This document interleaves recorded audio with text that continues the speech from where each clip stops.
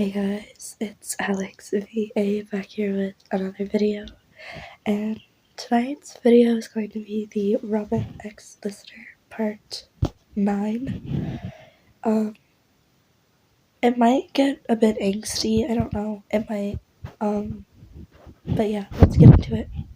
So, you're just kind of, sitting down, on the other side of the tree, like, reading your book, but every, now and then you'd look, behind you to see if the van is still there. And, every single time you looked, it was still there, but, you never, looked, long enough to see if someone was in the van. You've seen that van around, town before, so you know it's nothing new. But, it's weird that, it's almost been, following you or, following, someone that you've been with. And, with, the whole thing with, the kidnapper going around and everything, you're kind of, freaking out. So you're trying to stay out of sight from this van and, trying to keep your eye on it. So, after, sitting down and looking behind you for a little bit, you finally get up and you decide to, stand towards the tree. You're peeking over the tree and you feel somebody grab your waist and lift you up. Hey, listener. What you looking at?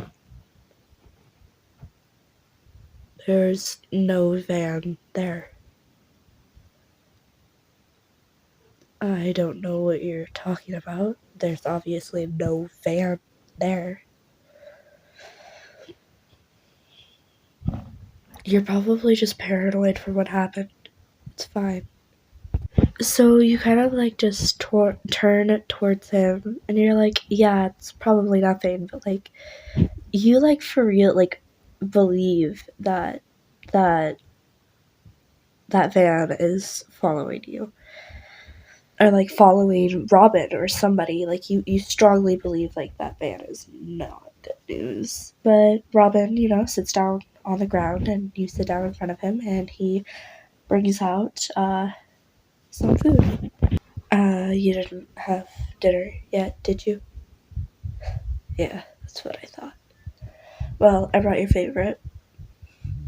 My uncle made it. Just for you. Yeah. So, how's your night been? That's good. Listen, listener, if I knew all of the things that my sister would have said about you, I would have, if I had known that you had heard all of them, I would have stopped her. But, I don't know. She's always been a person that I don't deal with. I usually just ignore what she says and continues on with my life. But if I knew that you had heard what she said, I would have stopped her. I'm sorry, listener, this is all my fault. I wish I didn't do it. So you kind of put your hand on top of Robin's, because his hand is on his knee where he's sitting, and you kind of just put your hand on top of his and you're like, hey, it's fine. It's not your fault. You can't control what your sister says.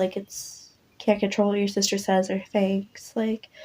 My brother dealt with it. It'll be fine. I still love you and everything. Don't beat yourself up over something like that. Thanks, listener. You're kind of literally the best person when it comes to cheering someone up.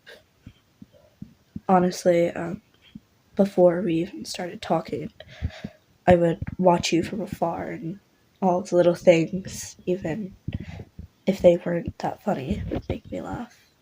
Your cheeky smile, the way your cheeks flush whenever you're angry, I would laugh at them. I remember when we would always fight, I could, it was hard for me to hold in my laughter. And it wasn't bad laughter, it was genuine, feel-good laughter. I'm glad I ended up with you. So you kind of like just smile at Robin and like you start to like laugh a bit and like everything, and he like starts like commenting on like your laugh and stuff. Oh my god. And your laugh too. That is the most adorablest thing I've ever heard. If I could, I would just take it from you and keep it to myself forever because I love your little laugh. So you and Robin continue talking, and like somewhere in the conversation, you had gotten to his bandana and was always like, "Why are you always wearing your bandana? Like, it's super weird. Why?"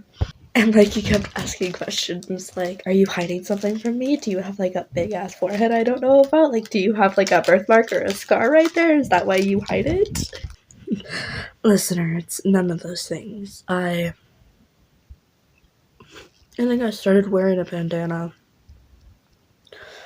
back in second grade. Um, you'll probably think that I'm weird for saying this, but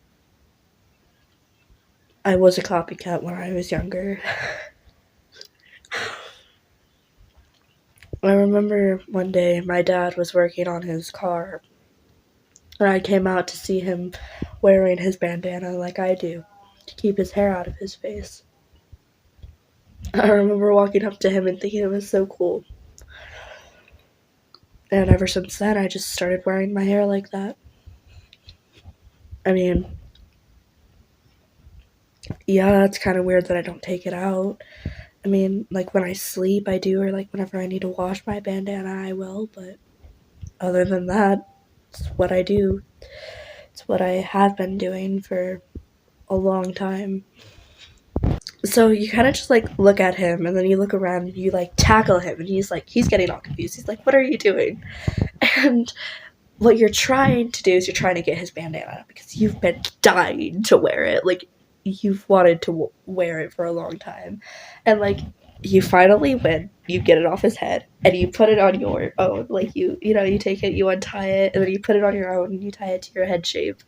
And he's like, "Listener, give me back my bandana. Like, seriously, give it back." And you would be like, "No." And, like, he got up and tried, like, tackling you to get it back, but you were too fast. You rolled out of the way, got up, and started running around like the tree and like down the hill and stuff, and he was just following you. There was a point where he did catch up to you and you guys both fell and he got his bandana back. Listener, if you want to wear my bandana, you don't have to tackle me for it. You could just ask. I mean, yeah, I would most likely say no, but there's a good exception. I'll let you use it. But don't force it off of me, please. That scared the shit out of me.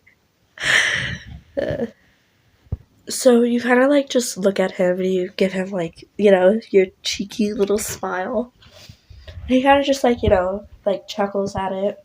And you walk up to him and you give him like a kiss on the cheek. And you look at your watch that you have, and it's about 8 o'clock. So you've been there for about 2 hours. So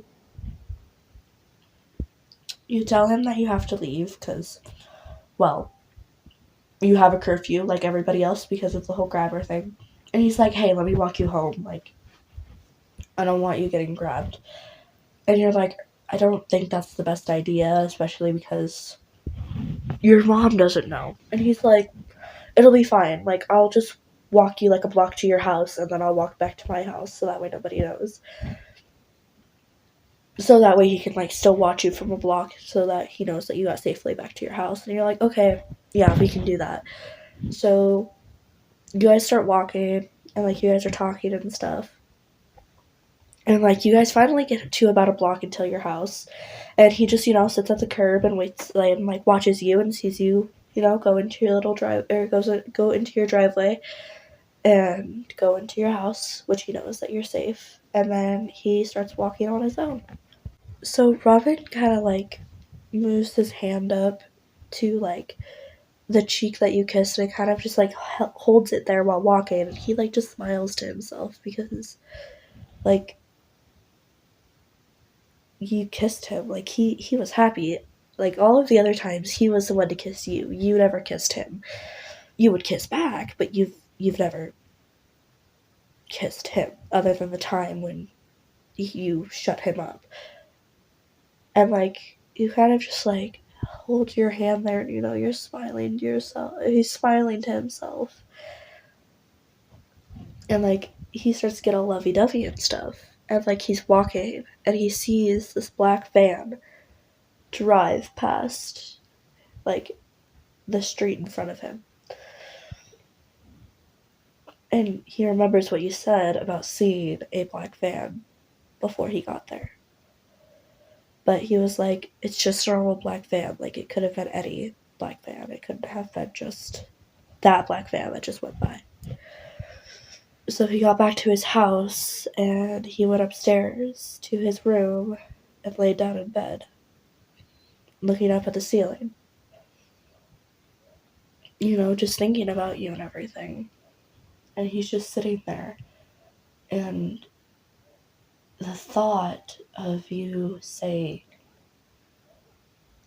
there was a black van watching you just reoccurred back to him, and then him seeing a black van go past literally like a block behind your house freaked him out, and he didn't know what to do because like what could he do? It literally could be nothing, and he doesn't know. So he just sits there and he continues thinking about that. He doesn't get very much sleep that night because he can't get it off his mind. And I'm gonna end it there. So, I don't know what I'm gonna do for part 10. Who knows? Maybe you guys will get kidnapped in part 10. Maybe Robin will save you. Maybe Gwen will save you. Maybe Finny will save you. Who knows? But that was part 9. Definitely a roller coaster. I hope you guys enjoyed. Had a lot of fun making this. And yeah. See you guys in part 10. And I hope you guys have an amazing rest of your morning, day, or night. Bye bye.